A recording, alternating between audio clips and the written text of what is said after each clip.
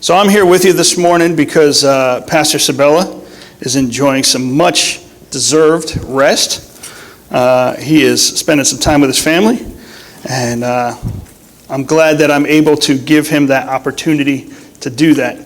I remember when I was preaching every week, leading a congregation, you get to the point where you're like, man, I just need somebody I can count on to come in and to fill in, and so hopefully I don't mess it up for him. If I was to ask you, when you think of someone tough, who do you think of? Who do you think of when you think of someone tough? A rock? The Rock. Oh, Dwayne Johnson. You got to do this thing, right? You got to lean out a little bit, get that going. Okay, yeah, The Rock. He's tough. Who else? Anybody else? What? Rocky? Yeah. Adrian. All right. Rocky was tough. Who did we just see? We were just watching a movie. Somebody did a Rocky impersonation. It was very good. Anyway, yes, Rocky was tough. Anybody else? Someone you think of as tough? Who is it? Chuck Norris. Chuck Norris does earth downs, not push-ups. That's right. I remember Chuck Norris is a tough guy. He actually, when I was overseas, when I was stationed over in Iraq, he came to the base that I was at, and I didn't get to see him. And I was very sad, but he came out, and he got to hang out with the troops, and he was always doing some really incredible things. What do you got? Bruce Lee. The 6-inch punch, right? Was it 6-inch or 3-inch punch? It was like 3-inch punch, man. Man, Bruce Lee was a tough man. He could do some stuff. What do you got? My grandmother. Your grandmother. Your grandmother. Say what? No, it's not just men. It's not just men. And what was tough about your grandmother? You didn't get up in the morning. So I also had an Italian grandmother, and she was tough. If we were doing something, I got to say it. If we were doing something that we weren't supposed to be doing, she'd say, "Oh, you better behave, or I'm gonna rip your hair out." I was like, "Geez, Grandma, okay." As you can see, I started shaving my head so that she couldn't get a hold of it.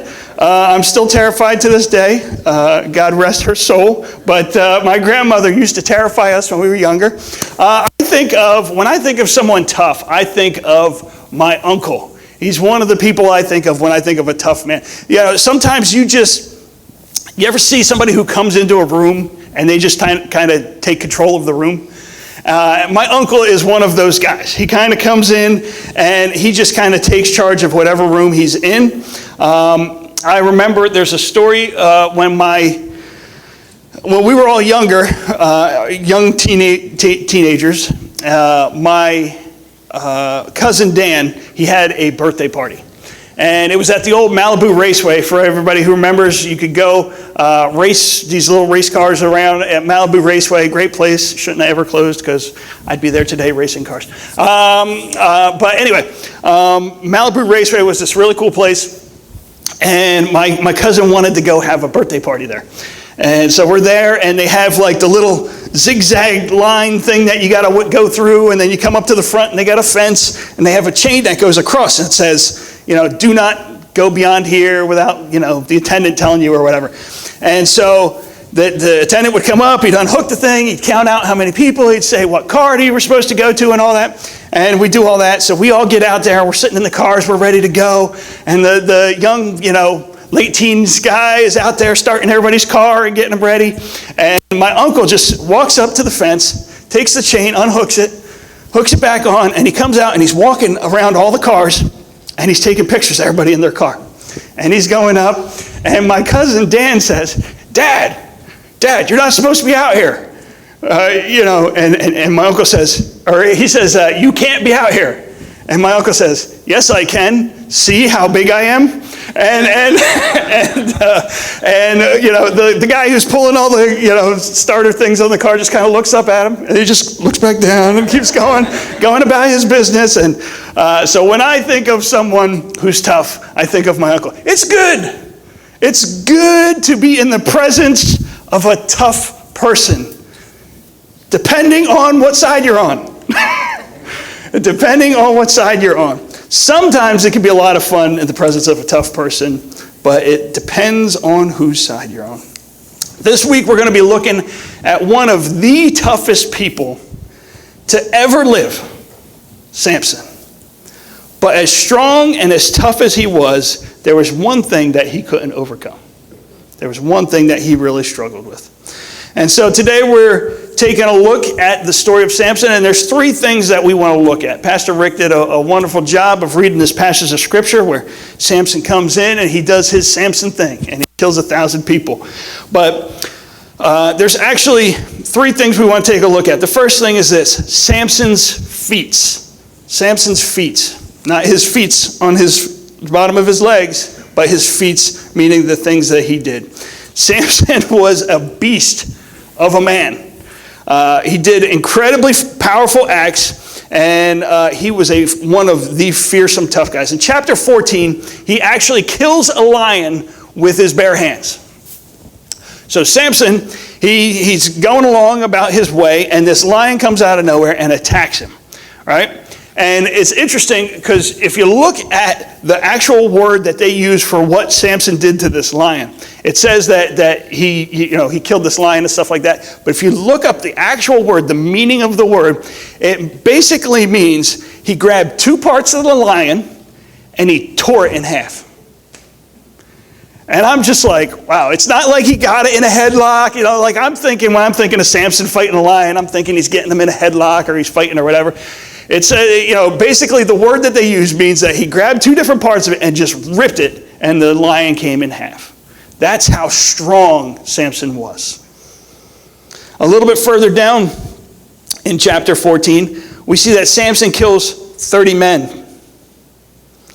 And the word that they use here, and again, I don't dig into all the words all the time and stuff. It's just because these two were pretty interesting to me. The word that they use here means to strike, to death, or to hit. Now, other places in Scripture where we see that Samson uses a weapon specifically, like the donkey's jawbone or something like that, they mention it. So in this one, they don't mention anything like that. It just says that he struck them to death, these 30 men. So literally, Samson could have very well punched these men to death. He could have just hit them and taken them out, 30 different men, and just taken them out like that. Of course, we just looked at in chapter 15. This is a little further down in chapter 15. He catches 300 foxes. Now, I've never messed with a fox. I don't even know where you'd find 300 foxes, right? I can't imagine how difficult this was for him to do or how long it would have taken. Right? Because you got to go out, you got to find 300 foxes somewhere. You got to catch them. You got to wrestle them down, catch them without killing them somehow. And then he tied their tails together, which I'm pretty sure the foxes don't want their tails tied together. So you can imagine that would have some difficulty. And then he releases those. So again, another feat of Samson's. And then as Pastor Rick just read about, he picks up a donkey's jawbone when he's being attacked by an army. And he picks up this jawbone and he kills 1,000 people at once. All in one time, sitting there fighting. This whole army's coming against him, and he just picks up a jawbone and kills 1,000 of them. And then later in chapter 16, we also see that he rips the doors off a city's gates. Now, I've seen all kinds of things. There's been lots of different estimates. People say, oh, well, it could have weighed this much or that much or whatever. The general area is high hundreds to into the thousands of pounds that these cities' gates would have weighed. And some people believe that he would have carried them. The way it's worded and stuff like that, they're not sure what it's specifically saying, if he just went into the direction of the city or if he actually went all the way to the city. If he went all the way to the city with this other city's gates, he would have had to walk 40 miles with these. So it was an incredible feat. Either way, just ripping the gates of the city off. It's not like the gate that we go through at our house where it's like, oh, okay, let me close that. I mean, these were massive. This was like the city wall had a gate in it, and they used that for protecting the city. When they closed those doors, it was to keep armies out. And so this gate that he had to rip down had to be very substantial. And so we see he does these incredible feats of strength. Just massive things that Samson's able to do with the strength that he has. And he was able to do these things because God was with him. Because God blessed him. God gave Samson incredible strength. He was set apart from actually before the time he was born to be used by God to do these different things. An angel came to Samson's mother and said, "You're going to have a son. You're going to name him Samson. You're going to do, all these different things," right? She lays it out, and she says, and the angel says, "I'm going to use him. God's going to use him to accomplish his will." And so before he's even born, just while you're carrying him even, and he's in your stomach, you have to obey the Nazirite vow. So you have to start living under the Nazirite vow, and all the while, once the child's born, he's going to live as a Nazirite his whole life. And the Nazirite vow had 3 important parts. The first one we see is that he's not allowed to have any grapes, and nothing associated with grapes. No wine, no raisins, none of that stuff. The grapes off limits to Nazirites, right? The second big thing that was associated with the Nazirites is they were not supposed to be in the presence of dead bodies. So they should never be in the presence of a dead body. That was one of the things that they're not supposed to do. And then the third thing was there's no cutting of the hair. Now the hair was special because it was a symbolic thing, right? It was the biggest outward sign that you're doing a Nazirite vow, that you're trying to live for the Lord, and that you've taken this special thing. And your hair, it would get very long and unruly as you go through your life. And it was supposed to be the symbol of your dedication to the Lord. But by the fact of you having this big long, as you could tell, I have not done the Nazirite vow. All right? That was supposed to be the thing. It was supposed to be a symbol of your dedication to the Lord. Samson was supposed to live his entire life dedicated to God. He was supplied with all that he needed to be able to do incredible things for the Lord and his people. But something happened along the way. Something happened along the way, which leads us into point number 2. Samson's failures. Samson's failures. For as incredible a man as Samson was, he had problems. He had some issues. The story of Samson is never talked about without discussing the things he failed in.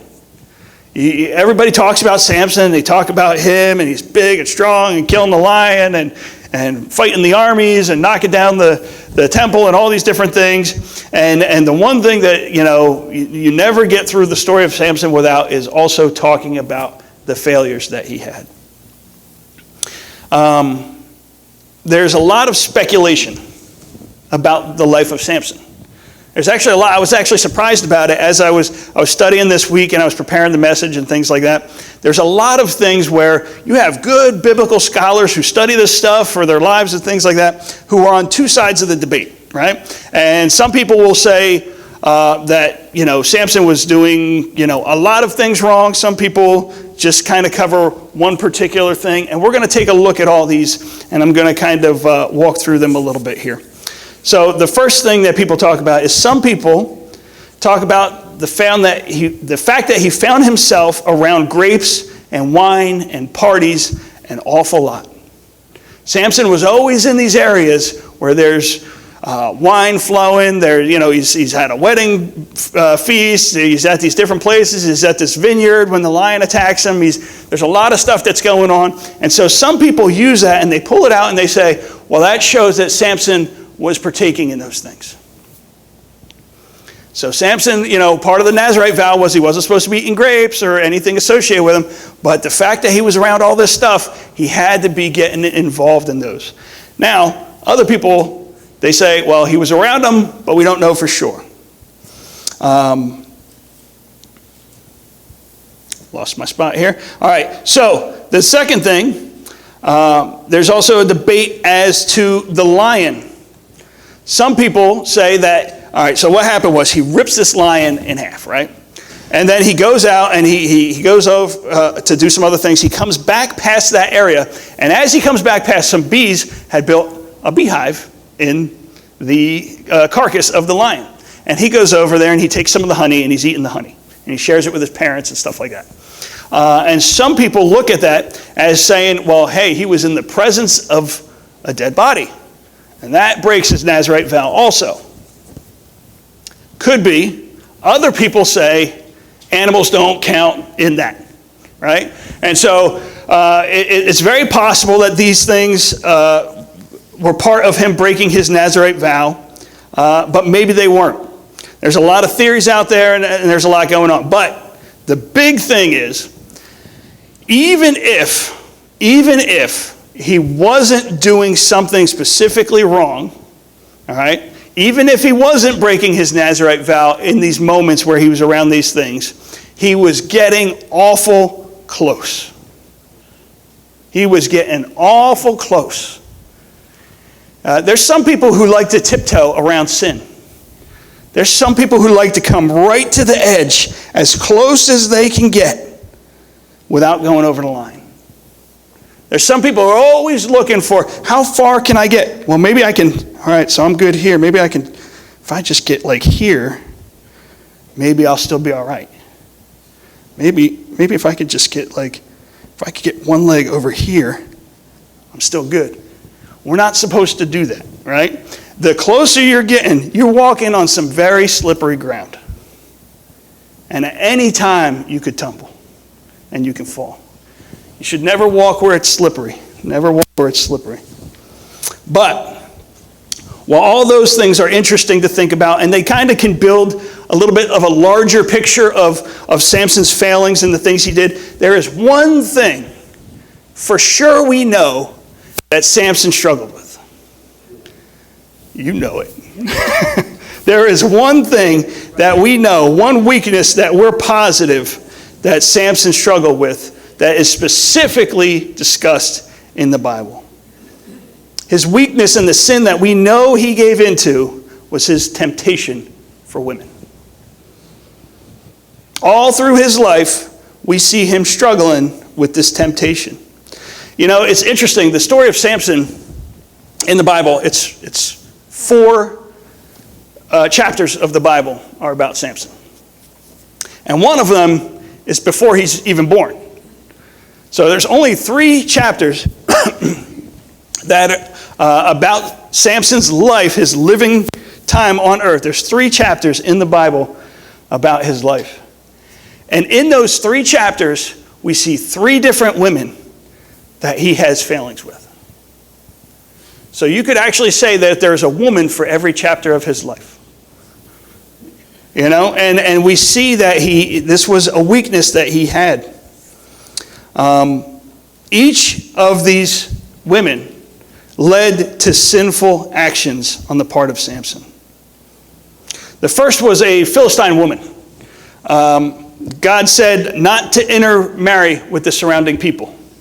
It was one of the things that he told the Israelites to do as they were coming into the promised land. He said, hey, we don't want you to intermarry with all the peoples that are going to be surrounding you. We want you to be pure and set apart to the Lord, and we don't want you to get involved in that.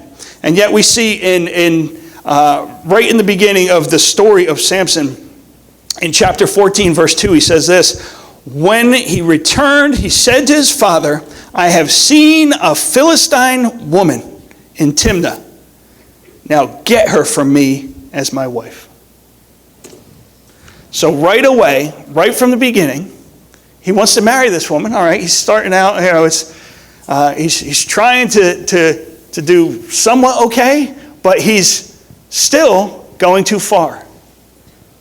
He's still doing something that the Lord has said not to do. He couldn't find a woman in his own area. He has to have this woman from a place where he's not supposed to go and marry from. Next, many years later, he sees a woman of the night, and I'll just leave it to that. As you know, there might be some younger people in the the room today, but there's a woman of the night, and he decides to spend some time with her as well. Sinful thing. Not supposed to do that. And he knows he shouldn't be doing that. And then finally, we see him spending a lot of time with a woman who would be his downfall. And that is Delilah. And we all know how that ends for him. He tells her the secret of his power. She sells him out and gets him captured. And that leads to his death. It is sad to see that the more he gave in to his temptations, the more they eventually grew and devoured him. Right in the beginning, he's given into it a little bit. He says, man, I see this woman. All right, I'm going to do the right thing. Go get her for me, for my wife. I'm going to marry her, even though it's a sinful thing. I'm going to marry her, and and that'll be my wife. Then later on, many years later, there's a lot of time goes by in between. And now many years later, we see him further down in the next couple chapters, and he sees this woman of the night, and he just doesn't even think twice about it. So it has progressed now. And now he's just thinking like, oh, it's okay. I can just go in and I can do what I need to do here. And then further, it leads him to his relationship with Delilah. It's sad to see. Sad to see how the sin was growing in his life. All the mighty things he was doing and the things he was accomplishing for God. Samson led the people of Israel as a judge for 20 years. 20 years. And so, right toward the beginning, as he's getting started, as kind of he kicks off his time as a judge, he has this one failing. Now, years later, we see he's just completely almost given himself over to his sinful temptations. Which brings us to point number 3, and that's Samson's faith. You know what's interesting about the story of Samson?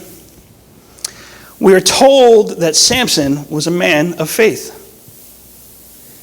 In fact, he is listed as one of the heroes of faith in the Bible.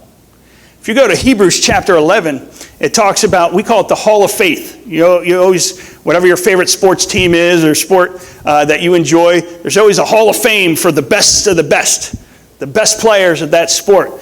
They're recognized after their time, after their career is over, and they put them in there and they say, these were the best who ever did it. Samson is mentioned in the Hall of Faith as one of the men of faith who follow the Lord in the Bible. He's listed among some of the greats. Even with all his failures, he still managed to accomplish what God wanted him to do. He was supposed to start the process of delivering God's people from the Philistine rule. And he was able to do that. He got it going.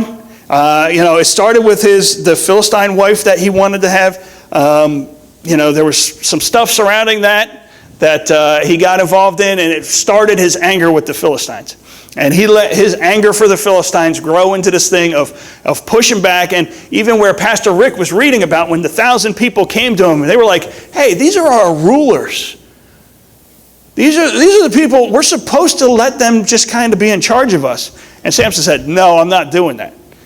So the people had already kind of gotten accustomed to just being ruled by the Philistines. Samson pushed back on that, and before you know it, you see the Israelites, it continues on, and eventually they're set free from the rule of the Philistines. So he did what God had set out for him to do. But that in no way means that God approved of everything that he was doing. God was able to use him despite his failings. That should be a reminder to each of us, though, that just because someone is being used by God doesn't mean that God approves of everything that they're doing. I have seen many incredible Christians, great men of God, accomplishing incredible things, growing churches, or they're involved in a ministry that's a wonderful ministry and things like that. God's using this person reaching souls, doing different things. I've seen many good Christian men who have been led astray and who have given in to temptation. They've suffered personal or moral failures along the way.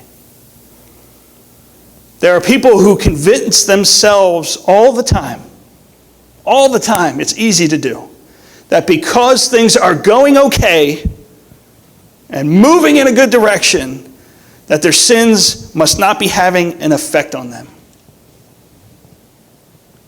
But the story of Samson reminds us that the wall is coming. The wall is coming. Samson served for 20 years as a judge before he hit the wall. And all that time, he started to become more and more comfortable with the sin that was his temptation in his life. Samson did not fail for a lack of faith, though.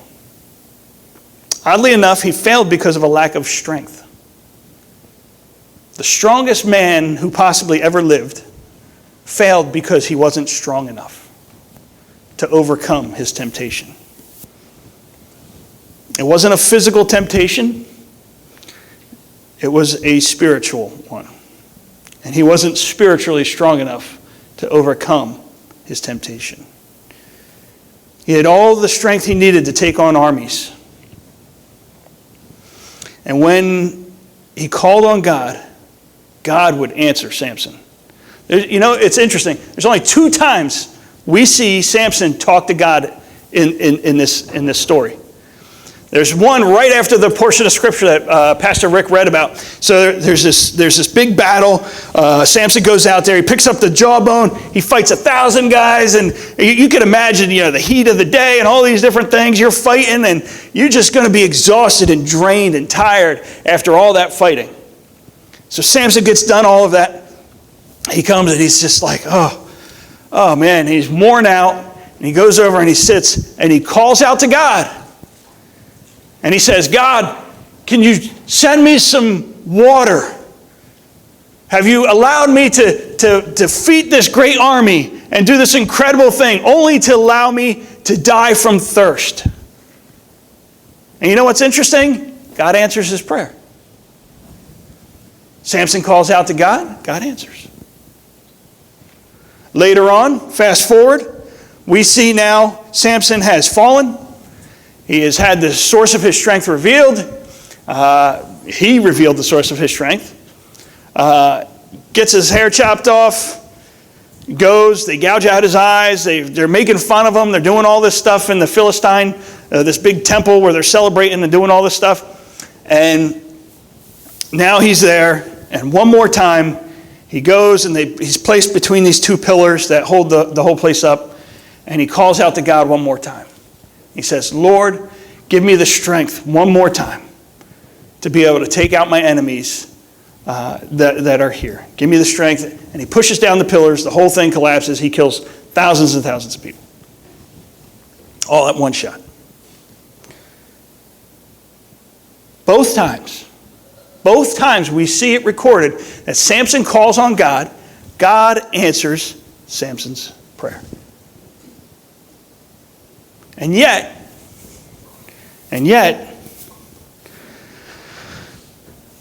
he didn't have the strength to overcome his temptation. He was too weak to overcome his temptation, and it seems that he may have been too weak to ask for the help that he needed. If God stepped in and answered his prayers all the time, is it possible that Samson got to the point of being comfortable in his sin and just decided to stop asking the Lord to help him with that?